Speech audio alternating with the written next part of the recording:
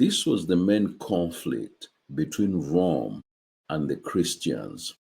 Who was Lord, Christ or Caesar?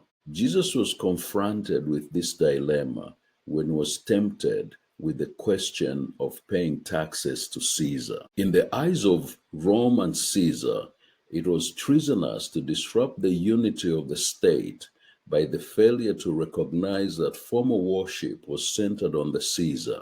The Christians were killed by Rome, not because they worshiped Jesus, but because they refused and rebelled against the worship of Caesar instead of their one and true God of Jesus Christ. Caesar would not tolerate the worship of another God apart from him. Caesar demanded that all things be subject to the subordination of the state. The state strictly controlled the rights to street gatherings, assembly, and religious meetings. Therefore, the church's highly organized gatherings were upsetting to Rome. The preaching of the early apostles on the lordship of Jesus Christ was a direct conflict and declaration of war with Rome. Acts chapter 4 verse 12.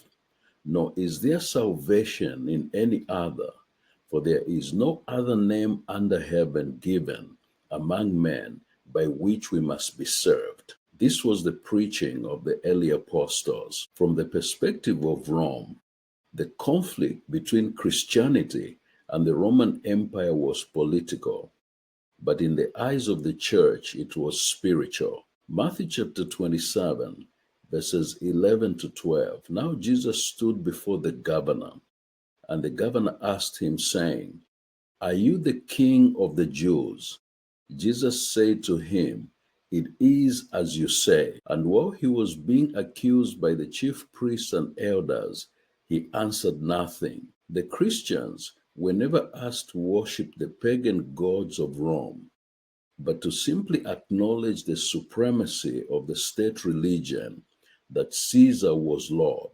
The refusal by the Christians to do so made Christianity a treasonable faith and a threat to Rome's political order. The church confronted Rome by declaring her complete loyalty to Jesus Christ. It became necessary for the churches in Asia Minor to recognize this reality of war and acknowledge the real consequences of the possibility of death for God's kingdom's sake. In the provinces where the official and public worship of the Caesar was required for day-to-day business transactions, faith and the confession that Jesus is Lord meant a direct conflict with Caesar and the empire of Rome. A failure by believers to publicly acknowledge Caesar as Lord resulted in Christians being denied economic opportunities,